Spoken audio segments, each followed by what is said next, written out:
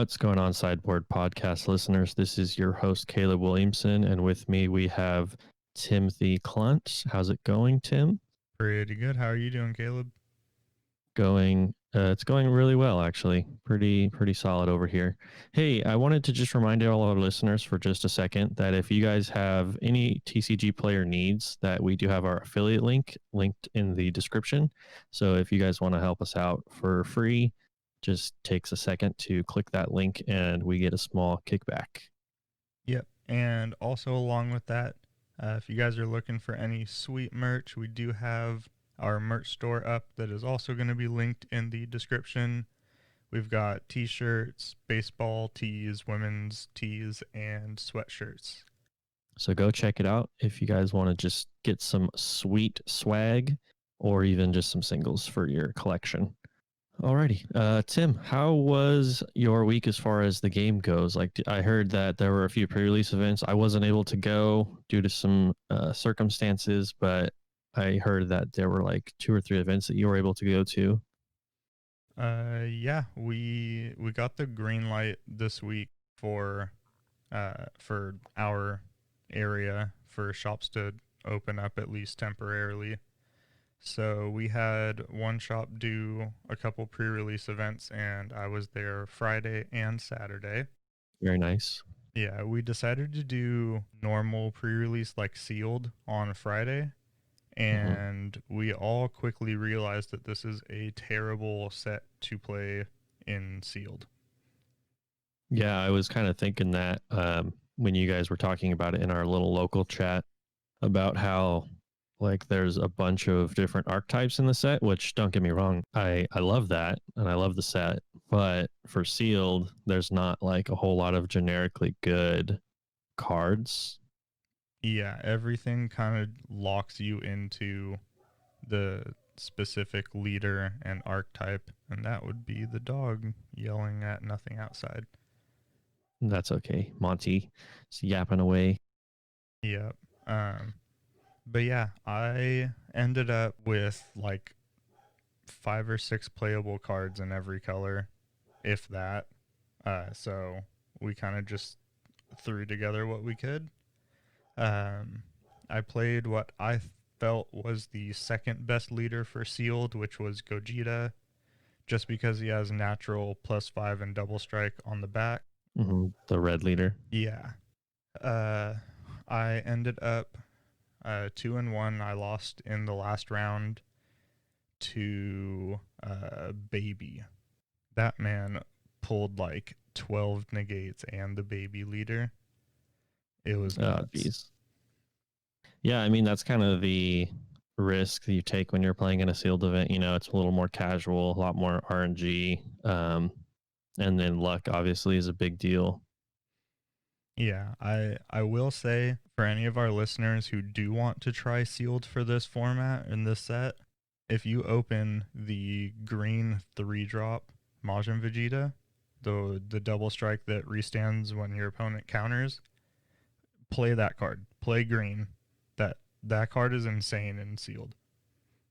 Yeah, it's like the same thing as Bardock the Resolute, but a green card. Yeah, it has Servant, so it's a 30k. Oh yeah, that's a big difference. I think. I don't know if it's natural 15 or natural 20k, but it ends up swinging as either a 25 or a 30k double strike. That's pretty good. Yeah, that card literally won me the first 2 rounds. Dang, that's crazy, dude. So do you think that pre-releases would have been a little more enjoyable if it were like a draft format? A few of us were talking about that after the event Friday, and I think so, but at the same time, drafting in this game is hard. It's not like Magic where if you get like drafted out of a color or an archetype, you can recover pretty easily from that. It's really hard to recover from getting drafted out of your color or archetype with Dragon Ball, I feel like, at least. Yeah, I mean, we experienced that at, I believe it was 2019 Nats, where there was a lot of draft box events going on for side events, and you had to like read what color each player was drafting. Otherwise, you're just boned. Yeah, I mean, with like draft box products or sets that are more generic and less archetype focused, it's a lot easier to draft. I don't think this set is very good for limited in general, honestly. Yeah. Yeah. Good point. Well, so after that, there were a couple other local tournaments, and those were constructed, I believe. Yeah, so Friday night the shop owner asked us what we wanted to do for Saturday since we all were not really happy with how sealed felt for the set. Mm-hmm. So we all decided constructed, and he left it up to all of us if we wanted to play with set 11 or without.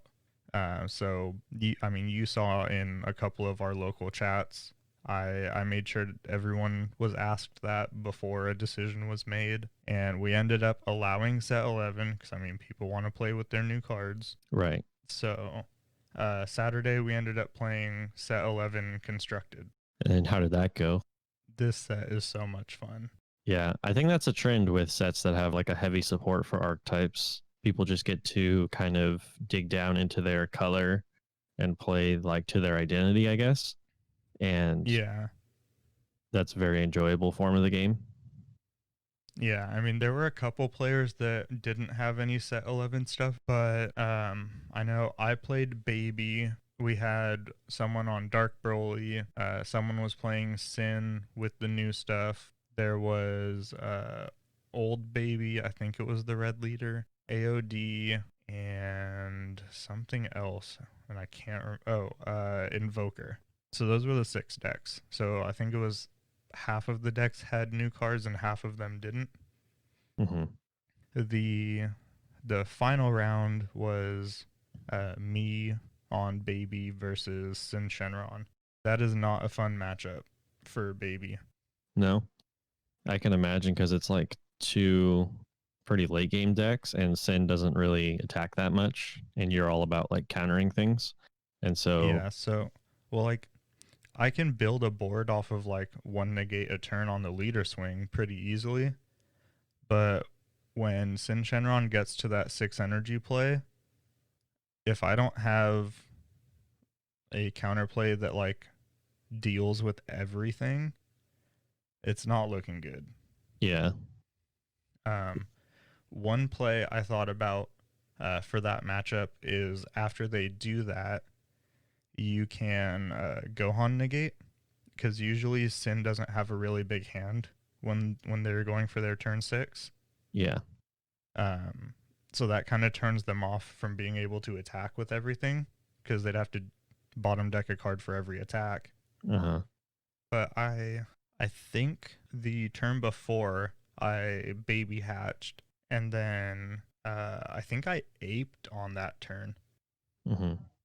I don't remember how all it happened, but I only had one ape in my deck, and you cycle through a lot of your deck very quickly with that leader, and I saw that one ape every game. Yeah. I mean, when we played our little testing match online the other day, you were like able to draw quite a few cards because of the field spell and everything.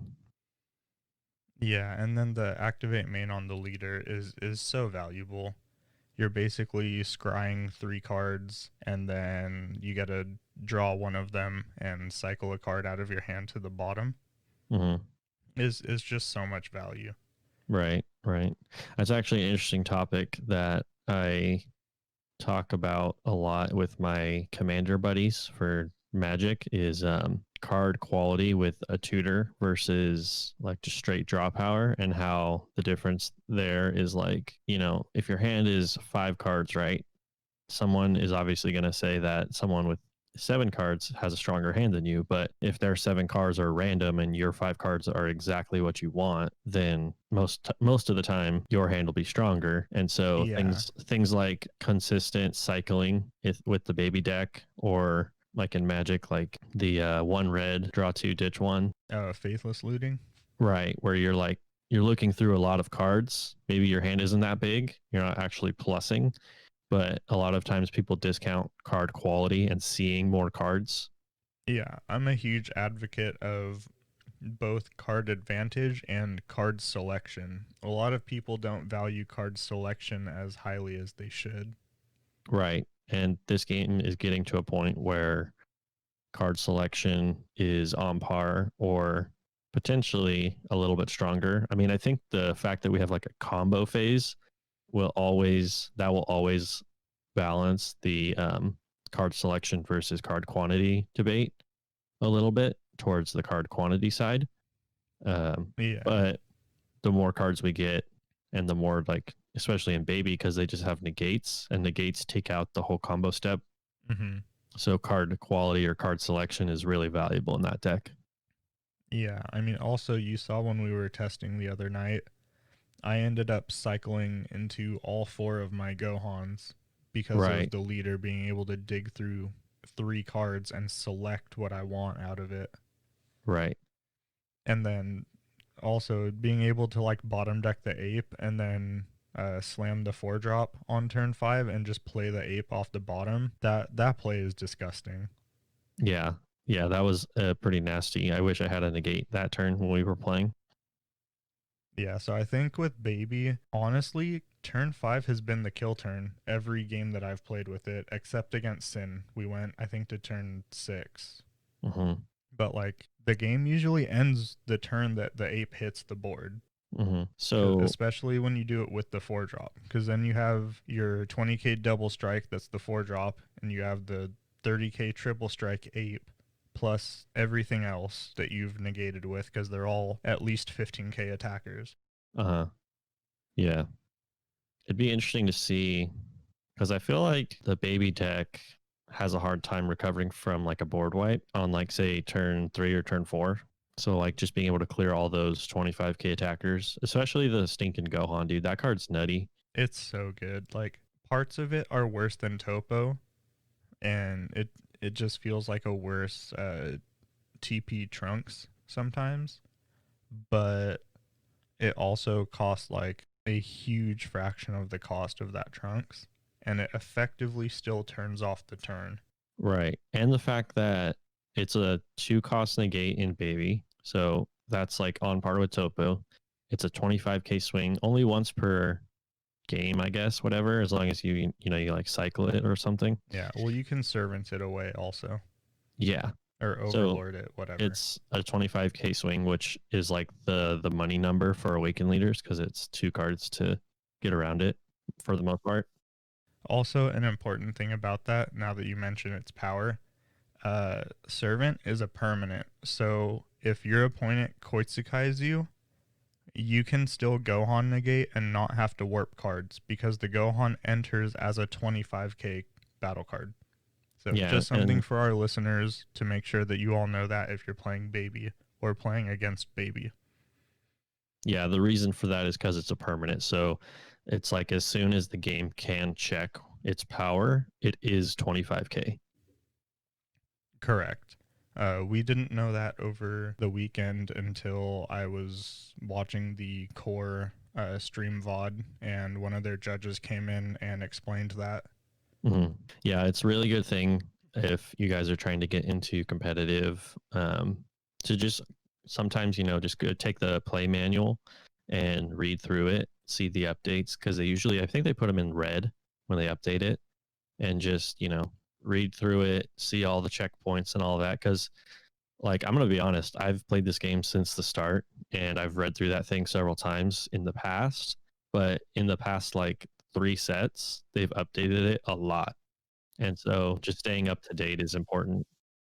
Every set has new mechanics, so they add new things to it with every set. Right. So just keeping up with your rules is a huge thing. Because I mean that could cost you a game in Swiss, if you don't know how Yeah, an interaction absolutely. works. Mm-hmm. And like that one thing with servant, we were playing it at that tournament I was at where Koitsukai did affect it, and like I was still fine. I had a decent sized hand because I was able to like awaken kind of quickly because it was against Dark Broly, and then I was just overlording away every servant that I negated with. so I was keeping up on card advantage. Mm-hmm. Yeah, it's super important to know your rulings. Yeah, definitely. Yeah, so that baby deck, I think that's going to be tier 1. I mean, I think Oh, it absolutely. already is basically. Yeah. I mean, I've outside of our group, I've had discussions with some people about the deck and like I guess the tech slots in the deck. I 100% think everybody playing the deck should play 2 Keflas, the Draft Box 5 Kefla that Mm-hmm. reduces cost for each blue battle card in play. Mm-hmm. That card is snapped. You got to untap 2 energy and draw 2 cards, and it's like a 20 or 25k body. Uh-huh. It's what a control deck needs. Yeah.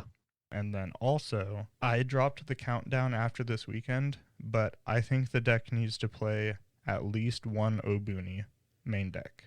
It's funny that you mentioned that because like up until now, Obuni was basically staple 4 of an any mono blue deck, and people were actually like wanting it to get banned.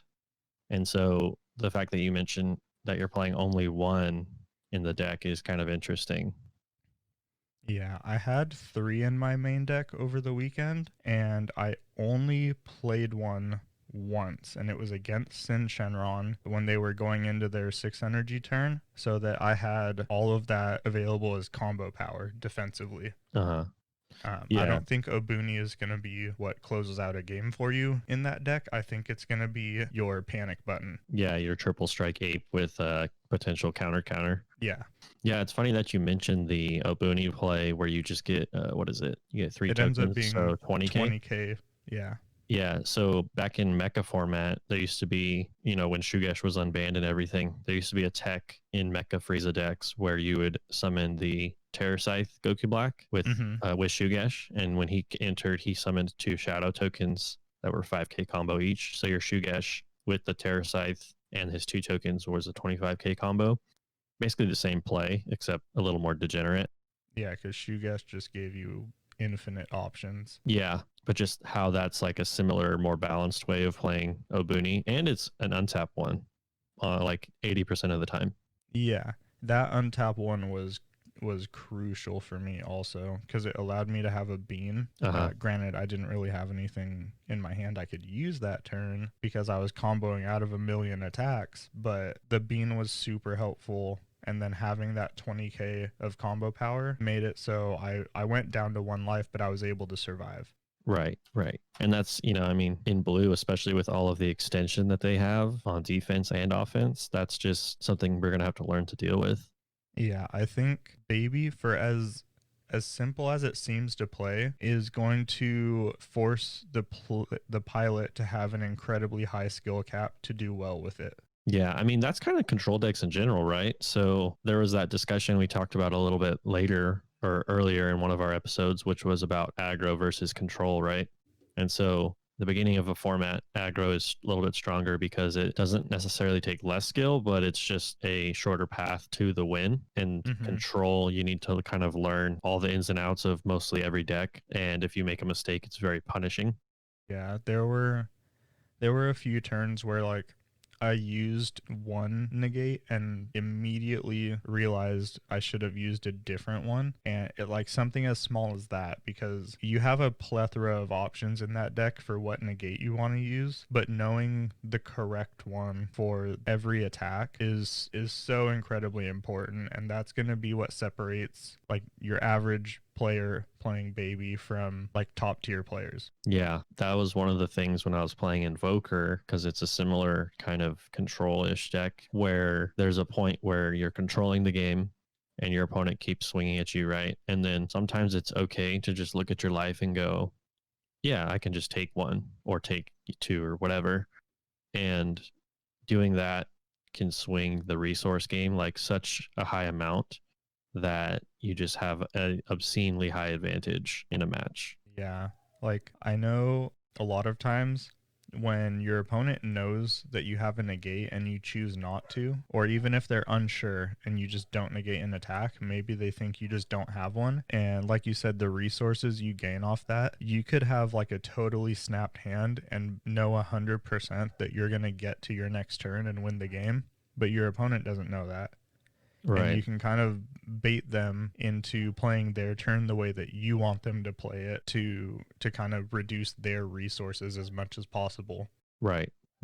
Which I think that's another thing that's going to kind of separate your great pilots versus your average pilots, especially with this deck, is knowing how and when to pivot into the kill. Yeah, exactly. And that's kind of just control in general, I think, too. Yeah, I mean, Hatch is a little different, but outside of Hatchiyak, I think, yeah, you're correct. Yeah. So when talking about kind of ways to combat the baby deck, the first card that came to my mind was the Cunning Cycle. How do you feel about those cards when, like, say someone played it turn 1 against you? What are you going to do? Because a lot of your negates untap 1, and that's kind of their value for extension. Doesn't Cunning only affect when you do it offensively?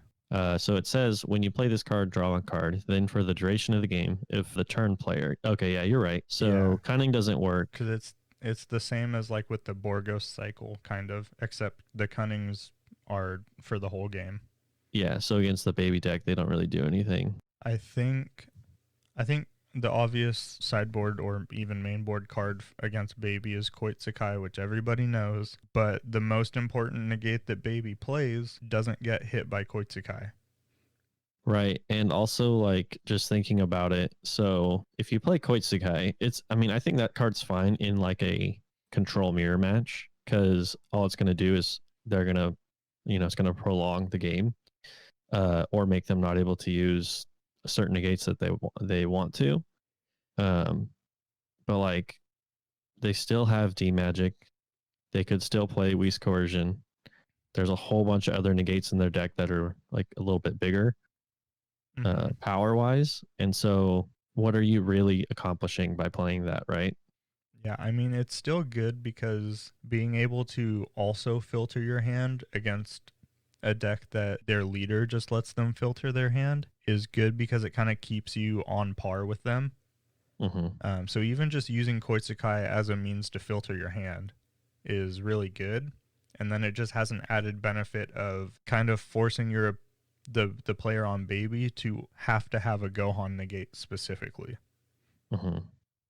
How do you feel about like Super Kamehameha or those sort of 1 mana or 1 life cards that can kill, when entering cards? If it's before turn 5, that's kind of rough, but if it's turn 5 or later, doesn't matter, because I would probably just ape your counterplay. Right. And then I'm so much farther ahead that it's not even funny. Yeah. Because I mean, like, the ideal play on turn 5 is if you have the Baby Unison in play, you swing with it and then you immediately -5 it. So that way, your ape is, you can use it for free. You just have to like discard or bottom deck 2 cards or something, which is fine at that point. It brings up another interesting point that I was thinking about the other day when I was playing Commander, where in Magic, I should say, you can't pay X for loyalty or counters on like a Unison or a Planeswalker. And so that's kind of a balancing act where you can't just late game, play it and then immediately ult it to kill it, but get like this super amazing effect. But in Dragon Ball, you can. And I think that's kind of an interesting situation of, is this still balanced when, turn 5, you're playing a card for 5, swinging with it, and then immediately sacking it to its ultimate effect to get something really ridiculous. Yeah, I mean, there are some Unisons that make the ability to dump however much mana you want into it kind of busted and like potentially not okay for the game. But that's the mechanic and how they decided to create it for Dragon Ball. So yeah, I mean, we kind of just have to roll with it, and then if at some point it becomes like mechanically a problem to the game, hopefully it gets addressed with Bandai and they fix how Unisons work. Yeah, I think the biggest balancing factor is that you can only have 1 in play. It would be a lot more of an issue if you couldn't have more than 1 or if you could have more than one in play. Um, but I think that's one of the biggest balancing factors for unisons in this game. Yeah. I don't know. I don't think it'd be that big of a problem if you could have more than one different unison in play, because that just means you aren't really committing to the board with like battle cards. True. And that's kind of like this game is like heavily based around battle cards. Yeah, it's just kind of rough because trying to kill unisons are so difficult right now. That's true. So, anyways, that'd be kind of interesting just to see different things with how they balance them. Yeah, I think for some decks it would be cool to have more than one unison in play, definitely. Yeah, be really interesting. So aside from baby, because I feel like that's just what I'm gonna be playing for a while, because most of our group is on Dark Broly, it seems like. Uh-huh. So I feel like I'm just gonna end up being the playtest the baby matchup guy. Yeah. How are you feeling on Dark Broly? So I was kind of drawn to it pre set 11 release because I read all the cards and I was like, this is crazy. Like, what is this one drop 30k doing in Dragon Ball, right? Just unheard of, right? And so I was drawn to it naturally because it's doing something kind of different. And once I read through all the cards, I thought like this deck can actually be pretty decent. And then kind of the reassurance for that was I believe it was Core TCG tournament like a week and a half ago, where they had set 11, and I think Dark Broly actually won the whole thing. Yeah. And so I was like, all right, we're going all in. We're buying the deck because I didn't buy any sealed boxes, but I ended up just getting all the singles for it. And we played. The first game I actually played with it was against you when we tested the other day. And honestly, like I was pretty surprised at the like countless options you have in the deck. It does quite a few different lines of play. Yeah. I mean, I know you're on a different build than I'm on, and a little bit different than what our friend Benny was playing. Do you want to talk about your build of the deck right now? Yeah, so I actually kind of took the inspiration from a video that Android had posted a little while ago, and his teammate who was playing the deck mentioned the skill list chain. And so I tried that out, and basically what it is 4 of the 1-drop Son Goku, 3 4-star balls, and 2 of the black 30Ks, Narirama. And so what that kind of does for the deck, because in the early game, you have a little bit of a rough time drawing cards. You naturally get advantage because obviously you're swinging with 30Ks. And so when the tipping point of the opponent not wanting to take damage comes, they're going to have to put quite a few resources into either negating the attack or comboing out. And so you gain a lot of hand advantage that way, but you don't actually have that big of a hand. So I thought that Kid Q would solve that a little bit because you can get the ball every turn, and you can also play the 30Ks, which are really helpful for 2 reasons specifically. One, it gives the leader and all the other 30K synergistic cards another 30K to play with. And 2, something that I realized in our game was specifically in the baby matchup when they play that Gohan negate against you, as long as you're at turn, or sorry, if they play the Trunks negate against you, because it says you can't attack with anything higher than energy unless you like bottom deck 2 cards or whatever.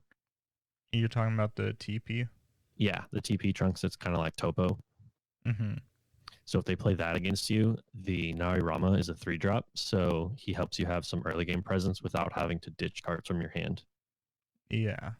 And so That's another, just back to baby for a second, that's another reason I really like the Gohan, is it doesn't have any restriction. yeah, and it's like $1 versus $50. Yeah, I know they're climbing up, but yeah, in our couple games testing, the Kidku engine is really nice for allowing you to play more of like a mid-range game, because the way that I had it built, granted I haven't really tested it very much, but I was building it as more of a true aggro, where I'm just trying to punch you with as many 6-drop 30k Broly's as I can, recycle them, play them again, swing again. I'm playing the extra card that gives dual attack and the Paraguses that give crit just because people are more inclined to try and combo out of a 30k crit than just a regular 30k. Yeah. And that forms some sense of card advantage when your opponent is at card disadvantage. It's not like exactly a 1-to-1 thing, but I value it very closely. Yeah. I would say it's almost like 80% of the value is having a actual card in your hand. Yeah. Yeah. So my version, like you were saying, is a little more mid range. I think that makes I don't know. I haven't played it quite enough to know all the matchup spreads, but it does feel pretty good. I got to test out a little bit more of the aggro versions and see what specifically I like and what don't like. But so far, it's felt really good. I do like the fact that you can abuse Mira Assault from the Skies, Mira Creator Absorbed, and Fu Shrouded. Yeah, I think uh Draftbox Mira, the Mira Assault from the Skies, is so incredibly good in that deck. Yeah, it is really good. The only difficulty I'm having is that it's overwhelm 7, so you do need quite a few cards in your drop to actually play it. But the advantage it gives you, where you draw a card and then you also get to untap one, is just insane.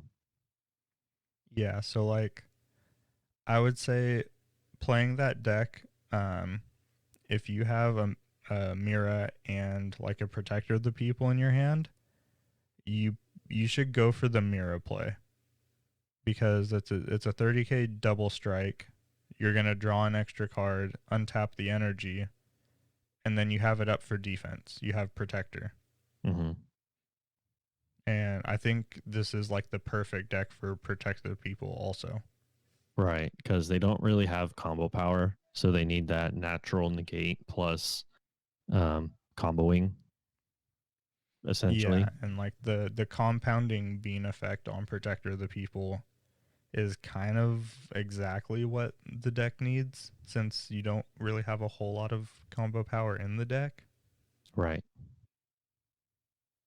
Right. And that's just kind of what has drawn me to it as well, is just the flexibility of, I can go aggro early turns because my cards are essentially free, or I can play, some one drops for value with the unison and then go like a mid game range, or I can even like late game Fu Shrouded it, cycle it, and then like next turn, if I extend a little bit, just do it again and you can just keep doing it. Yeah, that is very good. That the Toa that just lets you recycle 30Ks. Yeah, definitely. I've got a question for you. What do you feel is the right secret for the deck if you would play one at all? That is something I've been contemplating quite a lot lately with that deck. And um, it's kind of interesting because, like, so the main three secrets you would play are the Gogeta, which is pretty decent, the Imigra, or um, Black Smoke Dragon. And so I was thinking about it, and I think Black Smoke's probably the weakest for the deck because Um, the way I view secret rares is if you're losing and you play it and it's not answered, you should be able to win, or it should put you in a winning position. Mm-hmm. That's kind of the way I use them for the most part. Um, and I don't really think Smoke does that in this deck because one, you have to have like 12 cards in the drop, which is a little bit rough because you're constantly warping cards. And two, like the effects it does aren't that aggressive, and the deck really wants to be aggressive. Mm-hmm. So then that points me towards the other two. And the reason I don't really like Demigra is because the Overrealm, the Dark Overrealm, is a little bit difficult. Same reason for the Mirror Assault from the Skies. Getting, I think it's Overrealm 10. You have to have 10 cards in your drop. And so if you're doing that, that means you're not really playing any Broly's that turn for free. And then, it doesn't have deflect, I don't think. And it's just kind of meh, really. So the one that I would probably pick is the Gogeta, just because you get instant value, and it has a really bad downside. That's why I haven't played it in the deck yet. Yeah, it's incredibly it's a huge downside for that deck. Yeah, it's just like, oh, cool. I'm stuck with this for the rest of the game. And the deck already had a problem with like, if you have the situation that the deck struggles with is if you have no board, how do you get like 5, 6, 7 attacks in one turn, right? You And don't. yeah, exactly. Um, and I feel like that secret rare just makes that problem worse. Yeah. So I prefer Demigryph for the deck, but when I asked you, I actually thought about another one that I was curious if you were gonna mention or not, and that's the The negative Dragon balls. Balls. Yeah. Mm-hmm. I've been thinking about that secret rare more recently It because the actually seems like really good for the deck because normally you don't. Well, in your build, you normally do have a lot of stuff on board, but the builds without the Kidku engine, you don't really have anything in play. uh-huh. And you can So it's cycle just yeah, all your it's a stuff nice off. board reset because Dark Broly is kind of weak to go wide. Right. And I'm just thinking about the play where like your opponent is pressuring you, right? Say turn 4 or so. Opponent's pressuring you. You're comboing off your board because you're going to reset it next turn. And then you just put 7 battle cards in your drop. So you just, during the activate battle, you just slide that ball in there and just be like, all right, cool. The moment you pass, your board is gone. And my board's going to come back with fresh 30Ks. Yeah, so I actually think that might be the secret for the deck. Yeah, and it is lacking a board wipe. Mm-hmm. So I'll definitely try that out and see how it goes. Maybe it's the Yeah, spicy tech. I think that might actually be a really good secret to consider just across the board for this set. Yeah. I'm gonna have to pick one up. Yeah. I wonder how much they are right now. I don't know. I think they've been floating around like 70 or something since they spiked when VegX happened.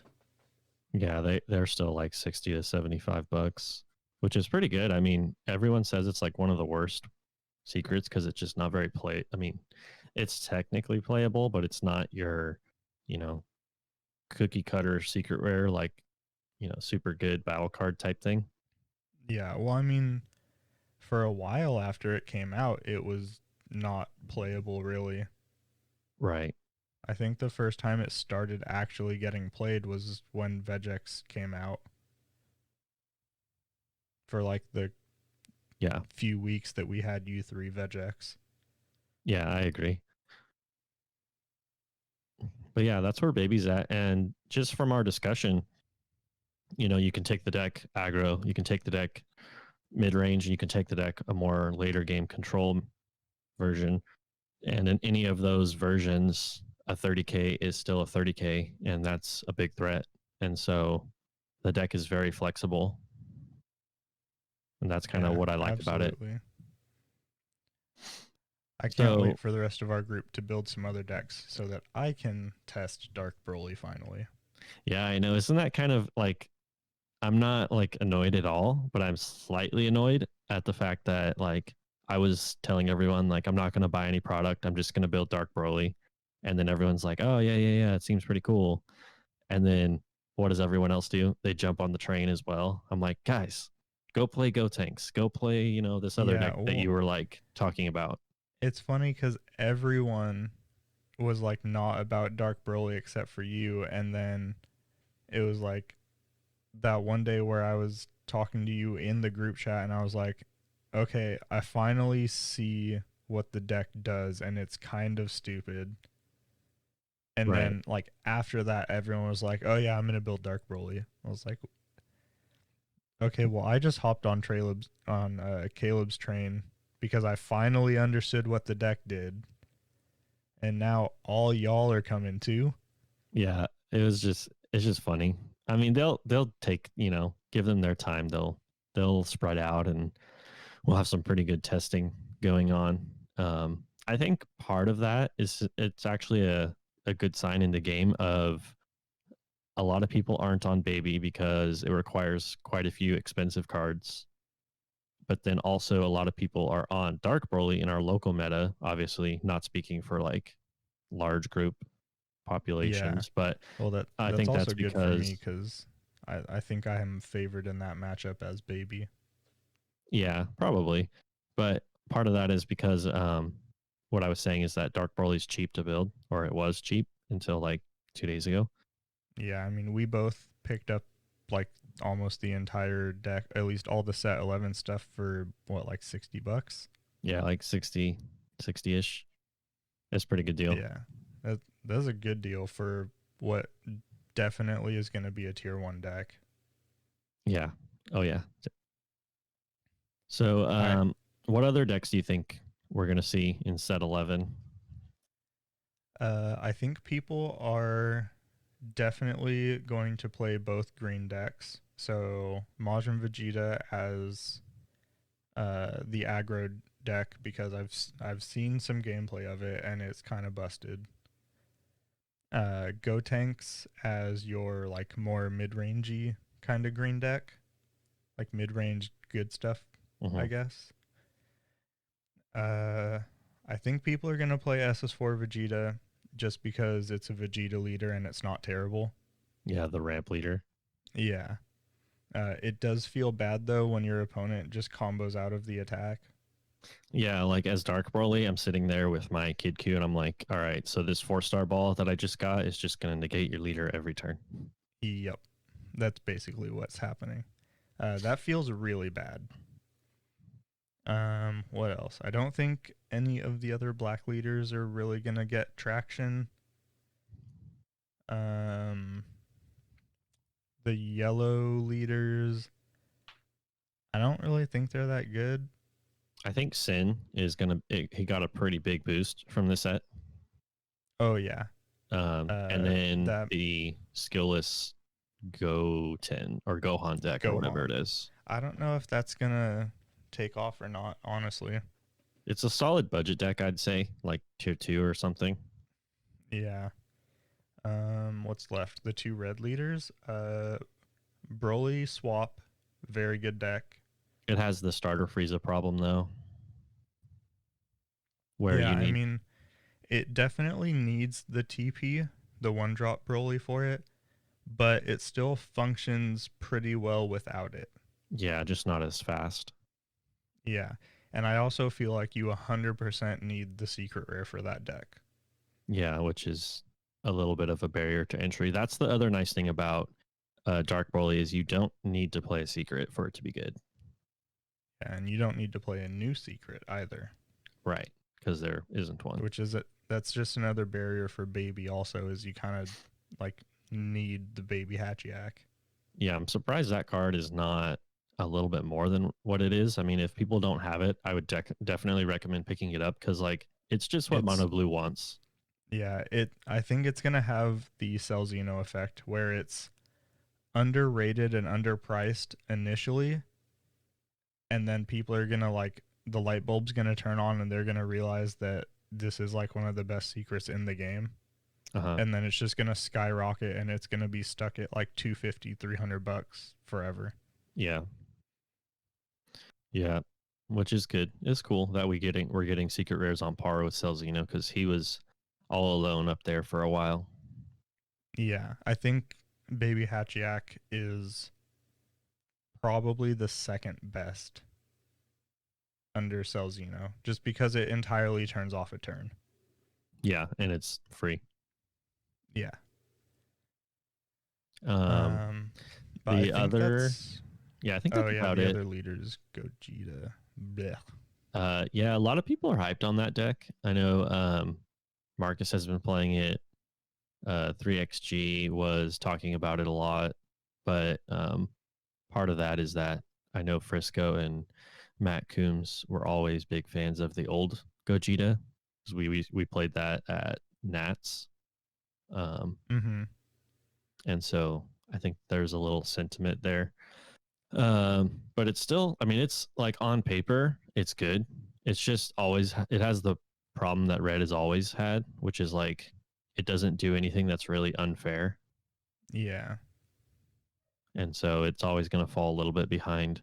I think the unfair thing that Bandai has planned for red is like burn damage. They just haven't made a burn damage deck that's good enough to stand up to like all the other stuff that you can do. Yeah, that's kind of true. So it just falls in that category of meh. Yeah, I think Gogeta will be cool for like locals, but nothing further than that. Yeah, And it'll I probably definitely think you should play the set 6 leader. Yeah, I mean Marcus has gave bad reviews for that leader from his set 11 testing, but I still think just the flexibility that it has is very good. And if you play Yeah, against Baby, definitely. you're just like, oh, no Yeah. counters. Unless you negate all of my attacks, I'm gonna shut off your counters. Yep. All right, let's get into the next little bit we have. We have a shop sponsor. Yes, we do. So everyone, our shop sponsor for the channel and the podcast is Madtown Gaming or Madtown TCG. Go check out their website. They've got tons of cool stuff. They have terrariums with like Pokemon in them, some Dragon Ball characters, sealed product, singles, bunch of cool nerd stuff for you and me. Anything you want to mention, Caleb? Yeah, they also have a TCG store if you shop from certain stores and just want to throw some support out to our sponsor. It's under Madeira TCG. You can use our affiliate link and search them, and it'll just give double support essentially. That is a good point. But yeah, so from there, we'll just move on. We wanted to shout out a couple of our other content outlets that we're either friends with or connected to in some way on Twitch. If you guys want to check out Marcus, his stream is Emperor Couscous.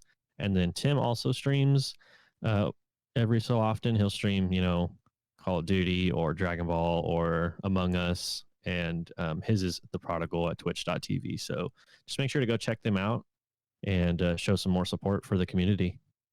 Yep, it's been a lot less regular for my streams now that I've dipped myself into editing more often.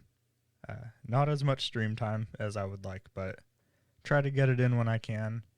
And then I also have my own YouTube channel that is going to start having some content on it pretty soon. You can just search The Prodigal TV on YouTube, and I'll have the link for all 3 of these other content outlets in the description also. Yeah, and then as always, go check out Crossworld TCG. They're pretty much the lead content creator for the Dragon Ball card game, and so go check out my teammates over there. And other than that, any closing reminders, Tim? I think that's about it. Have fun testing and opening up your Set 11 product, everyone. And have a good rest of your week, everybody. Yep. And then always remember to play what you think is fun, because that's what's important. Absolutely. Alrighty. This is the Sideboard Podcast checking out. See ya.